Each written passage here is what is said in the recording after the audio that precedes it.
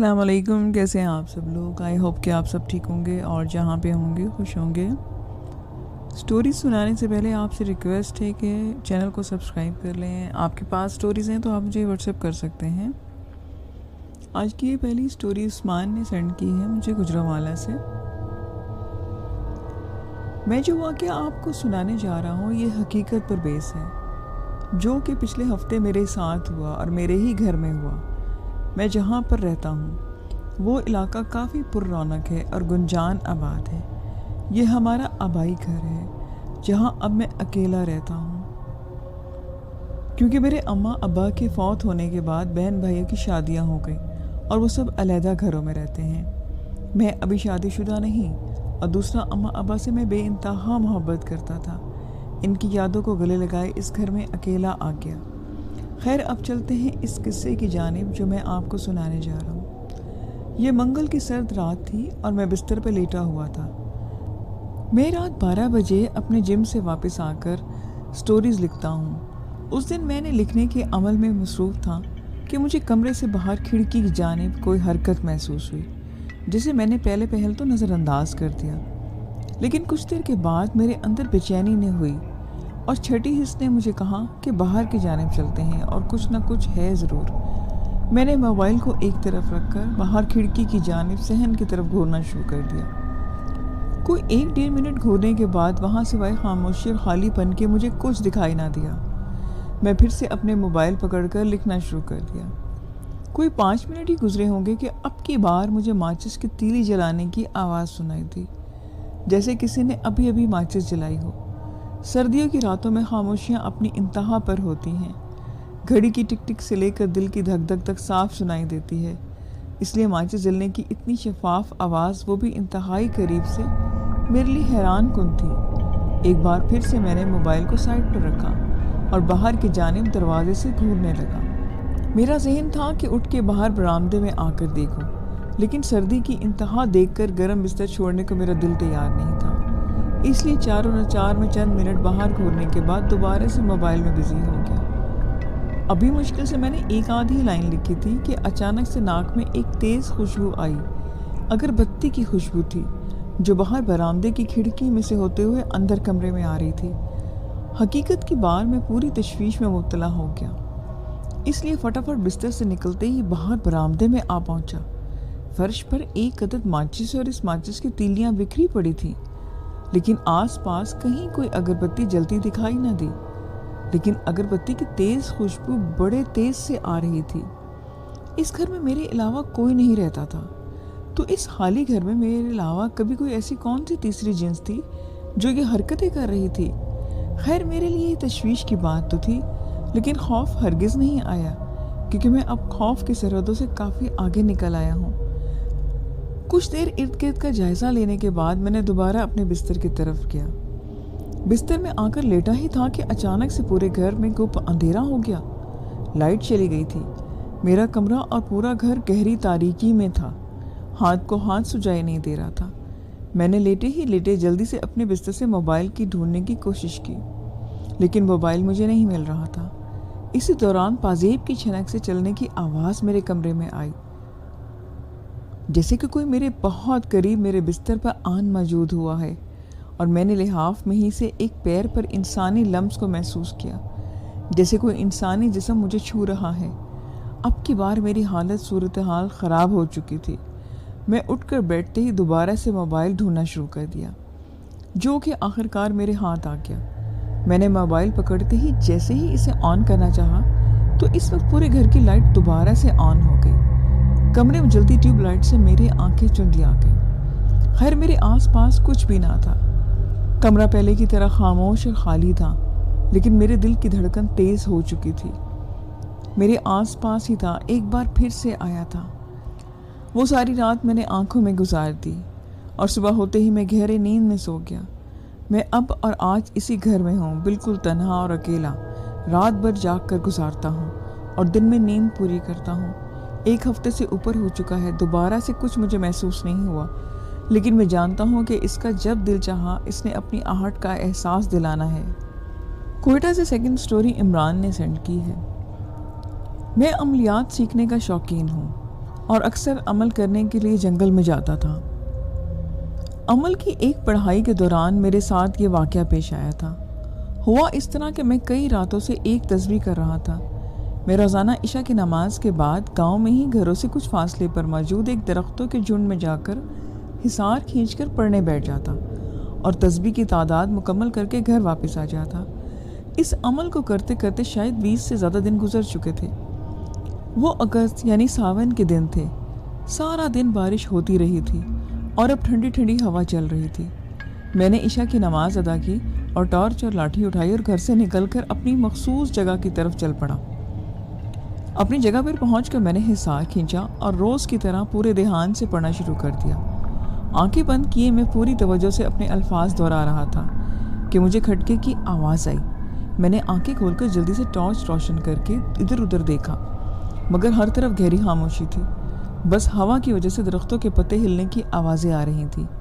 میں نے ٹارچ بند کر کے دوبارہ سے آنکھیں بند کی اور پڑھنا شروع کر دیا۔ اچانک سے دوبارہ سے کھٹکا محسوس ہوا، جو کہ اب میرے بالکل سامنے سے آیا۔ میں نے ٹارچ کا رخ سیدھا کر کے اسے روشن کیا تو دل دھک سے رہ گیا۔ میرے بالکل سامنے 10-15 فٹ کے فاصلے پر سرمئی چادروں میں لپٹے 2 آدمی بیٹھے ہوئے تھے، جن کی کمر میری طرف تھی۔ میں حیران تھا کہ یہ کون ہیں اور یہ اچانک کہاں سے آ گئے، کیونکہ میں جب آیا تھا تب یہاں پر کوئی بھی نہ تھا اور ابھی چند لمحے پہلے کھٹکا سنائی دیا تھا۔ مجھے ٹارچ روشن کر کے دیکھنے پر بھی کوئی نظر نہ آیا۔ میں سمجھ گیا کہ میرے ساتھ آج شرارت ہو رہی ہے۔ میں نے ٹارچ روشن رہنے دی اور پڑھنا شروع کر دیا، مگر میری نظر مسلسل ان دونوں وجودوں پر تھی جو بالکل خاموش بیٹھے تھے۔ انہی پر ٹکی تھی کہ کوئی 2 منٹ گزرے ہوں گے کہ ان میں سے ایک جلدی سے اٹھ کھڑا ہوا اور میری طرف سے اپنا چہرہ پھیر لیا۔ میری حیرت کی انتہا نہ رہی، وہ ہو بہو میرے جیسا تھا۔ اسی دوران میں دوسرا بھی کھڑا ہو کر میری طرف رخ پھیر چکا تھا، وہ بھی بالکل میری شکل کا تھا۔ میری سمجھ میں آ چکا تھا کہ میرے ساتھ کیا ہو رہا ہے۔ میں جو حیرانی کی وجہ سے تسبیح کے الفاظ روک چکا تھا، جلدی جلدی سے پڑھنے لگا۔ اتنی دیر میں ان میں سے ایک میری طرف انگلی کے اشارہ کر کے بولا کہ یہ روزانہ پڑھنے آ جاتا ہے، آج یہ واپس نہیں جانا چاہیے، چلو پکڑو اسے۔ اور دونوں میری طرف دوڑے اور حصار کی لکیر کے پاس آتے ہی وہ ہوا میں سگریٹ کے دھوئیں کی طرح غائب ہو گئے۔ میری کیفیت کا اندازہ آپ کر سکتے ہیں، یہ جاننے کے باوجود کہ یہ سب دکھلاوا ہے، یہ مخلوق حصار کے اندر نہیں آ سکتی۔ میری انگلیاں تسبیح کے دانوں سے پھسل گئیں اور ان کے غائب ہونے کے چند لمحے بعد جب میرے حواس بحال ہوئے، میں نے ارد گرد ٹارچ گھما کر دیکھا تو سناٹے کے سوا کچھ نہ تھا۔ درختوں کے پتے کی ہوا سے کھڑکھڑانے کی آواز تھی بس۔ میں تسبیح کی تعداد بھول چکا تھا۔ میں نے تسبیح اٹھائی اور اندازے سے باقی کی پڑھائی مکمل کی اور واپسی کی راہ لی۔ مجھے شدت سے خود پر غصہ آ رہا تھا، کیونکہ دکھلاوے میں اگر تسبیح کی تعداد بھول گیا۔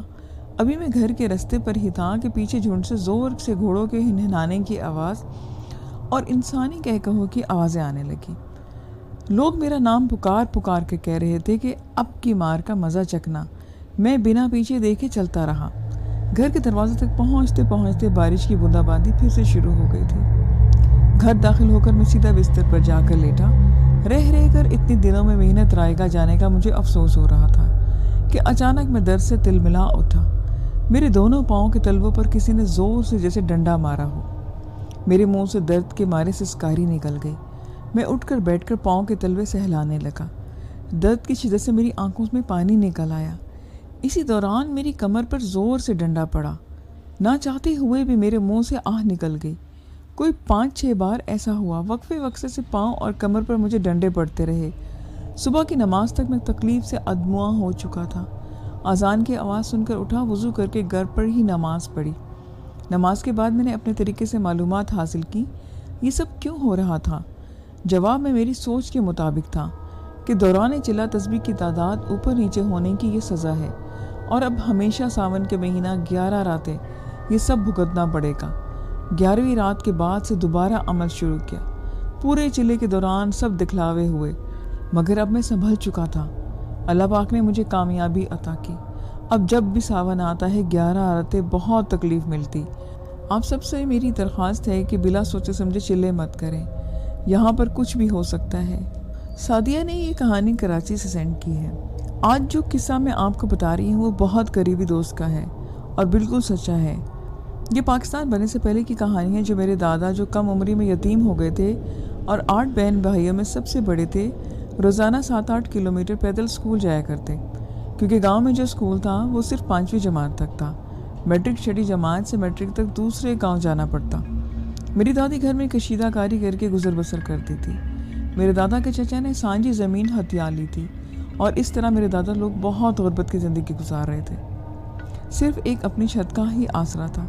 میرے دادا کے ابو کو بچوں کو پڑھانے کا بچپن سے ہی بہت شوق تھا، اس لیے میری دادی نے میرے دادا کو پڑھنے دیا۔ گاؤں کے اسکول میں دادا نے پوزیشن لی تو فری داخلہ دوسرے گاؤں میں کروا دیا گیا، جو دور تھا، لیکن اس زمانے میں سب لوگ زیادہ تر پیدل ہی جاتے تھے۔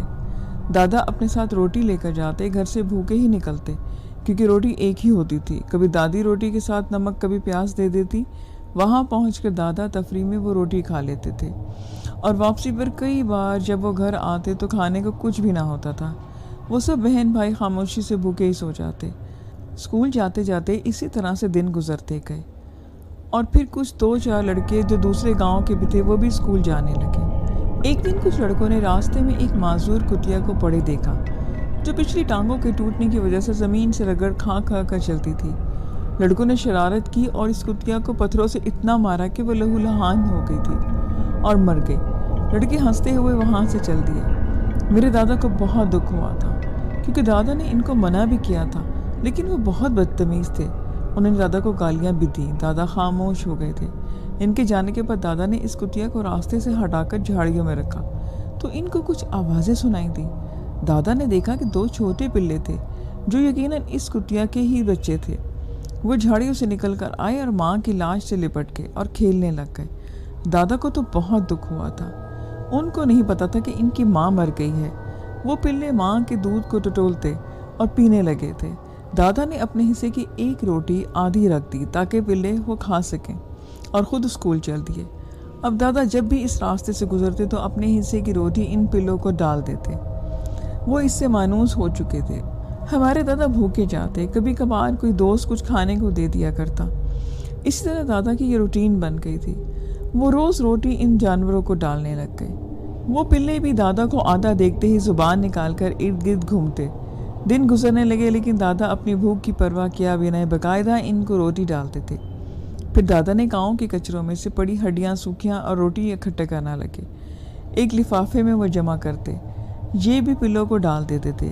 وہ پلے دادا سے اتنے مانوس ہو گئے کہ اب وہ 7-7 گاؤں تک بھی چل کر آ جایا کرتے، اور پھر خود ہی واپس چلے جاتے۔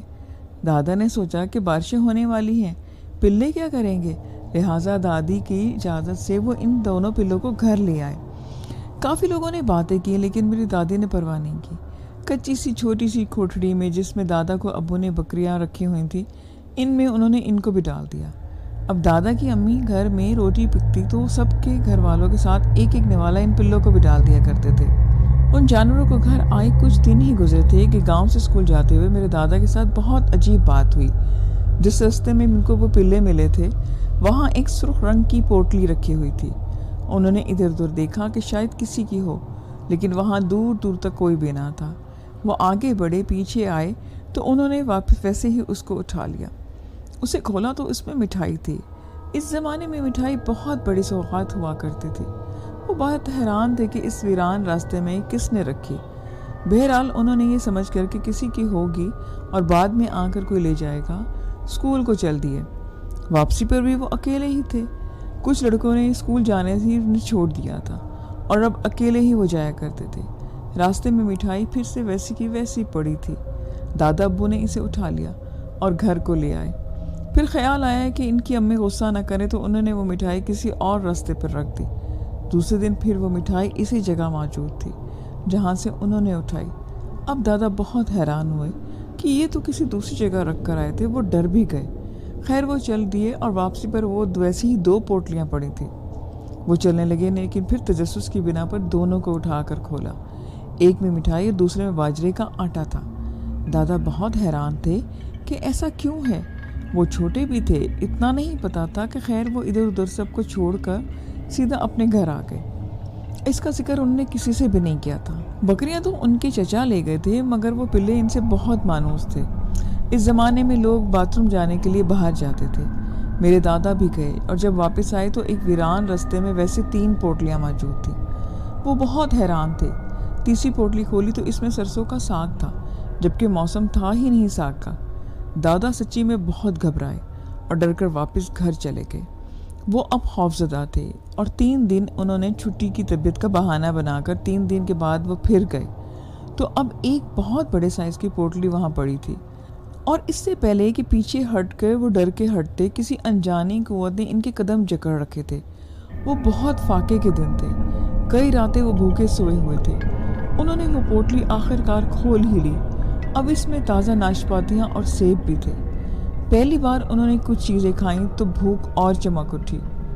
کئی دنوں سے فاقے میں تھے وہ، سوائے باجرے اور ساگ کے باقی سب کھا گئے، اور واپسی پر وہ پوٹلی ساتھ لے کر آ گئے۔ دادا نے اپنی امی سے جھوٹ بھی پہلی بار بولا کہ آج اسکول میں زمیندار آیا تھا، اس نے یہ دیا ہے، ان کے کھیتوں میں ساگ اگا ہے۔ بھوک ویسے بھی عقل چھین لیتی ہے۔ فاقہ کش گھرانے نے باجرے کی روٹیاں اور ساگ بہت عرصے کے بعد پیٹ بھر کر کھایا۔ اب تو روز کوئی نہ کوئی چیز اس راستے میں میرے دادا کو ملتی، کبھی سبزی، کبھی پھل اور کبھی آٹے، کبھی مکھن، کبھی گھی اور کبھی چاول۔ وہ روز یہ کہتے کہ زمیندار نے دیے ہیں، تو اس طرح سے ان کے فاقوں میں کمی آ جاتی تھی اور 2 وقت کا کھانا میسر ہوتا۔ پورا سال میرے دادا کو کچھ نہ کچھ ملتا تھا۔ آخر ایک دن دادا کو وہاں سے ایک آنا ملا جو اس زمانے کے پیسے تھے، وہ بھی وہ گھر لے آئے اور یہ اپنی ماں کو بتایا کہ دوسرے دن 2 آنے ملے۔ اس طرح پیسے بڑھتے رہے۔ اس وقت پیسے بھی کسی کسی کے پاس ہوتے تھے، لوگ دانے باجرے مکئی دے کر ہی چیزیں خریدتے تھے۔ وہ ایک ہی آنا کبھی اپنی ماں کو دیتے اور باقی جمع کر لیتے۔ اکٹھے پیسے اگر اپنی ماں کو دیتے تو وہ شک کرتی۔ یہ سلسلہ 2 سال تک چلا تھا۔ پیسوں کی تعداد بڑھتی جا رہی تھی اور اس طرح میرے دادا نے ڈولی میں کافی پیسے جمع کر لیے تھے۔ اب گھر میں فاقے ختم ہو گئے تھے۔ گاؤں والے بھی حیران تھے کہ خیر یہ جب گاؤں میں فضول باتیں ہونے لگی کہ باپ سر پر نہیں ہے تو دکان سے سودا کیسے لیتے ہیں۔ دکاندار تھے وہ بھی حیران تھے، وہ بھی دادا کی امی سے سوال کرنے لگے۔ دادا کو بہت برا لگا تھا، لیکن جب دادا کی امی نے بھی اصرار کیا کہ سچ بتاؤ کیا کرتے ہو، کہاں سے لاتے ہو، لوگ باتیں کرتے ہیں، تو دادا کو سچ بتانا پڑا۔ اپنی امی کو انہوں نے سنا تو دیا تو وہ فوراً بولی کہ اللہ تعالیٰ بڑا غفور رحیم ہے، وہ غیب سے اپنے بندوں کو رزق دیتا ہے، لیکن شاید اب ہمیں یہ مزید مدد نہ ملے کیونکہ ہم نے اپنے اللہ کے راز میں مجھے شامل کر لیا ہے۔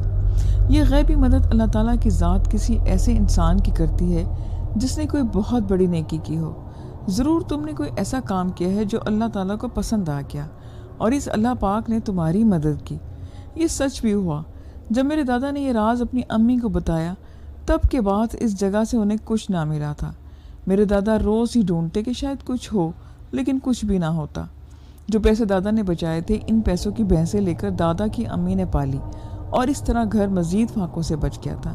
میرے دادا فوڈ انسپیکٹر کے عہدے پر پہنچے تھے، پھر زندگی نے سب کچھ ان کو دیا۔ میں سوچتی ہوں کہ شاید یہ سب کچھ ان پلوں کی وجہ سے ہوا، کیونکہ وہ بھی تو جاندار تھے۔ یہ آج کی کہانی آخری ہے جو میں آپ کو سنا رہی ہوں۔ 10-12 سال پہلے کا واقعہ ہے۔ اورنگی ٹاؤن کراچی کے ایک محلے سے ہم دوستوں نے کلری جھیل جا کر پکنک منانے کا پروگرام بنایا۔ ویکینڈ پر سب دوست ایک کوسٹر میں رات کے 8 بجے روانہ ہو گئے۔ 8 بجے ٹھٹا شہر پہنچ کر ڈرائیور نے کہا کہ فجر کی اذان تک ایک مزار پر رک جاتے ہیں، اس کے بعد کلری کے لیے نکلیں گے۔ اس وقت کلری جانا ٹھیک نہیں ہے، اکثر رات کو وہاں پراسرار معاملات دیکھے گئے ہیں۔ سارے دوست یہ سن کر خوب ہنسے اور اس بات کو مذاق میں اڑا کر گاڑی والے کو زبردستی اس وقت کلری جانے کے لیے راضی کیا۔ رات 2 بجے کے وقت ہم لوگ کلری پہنچ گئے۔ سب لوگ الگ الگ گروپس کی شکل میں اپنی مستی میں مگن ہو گئے۔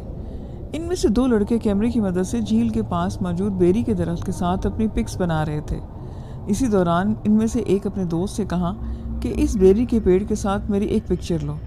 جیسے ہی کیمرے کا فلیش آن ہوا اور تصویر بنی، تصویر بنوانے والا لڑکا اچانک زمین پر گر گیا اور چند ہی لمحوں میں اس کی موت واقع ہو گئی۔ یہ تو سب دیکھ کر سب دوستوں کو جیسے سکتہ طاری ہو گیا۔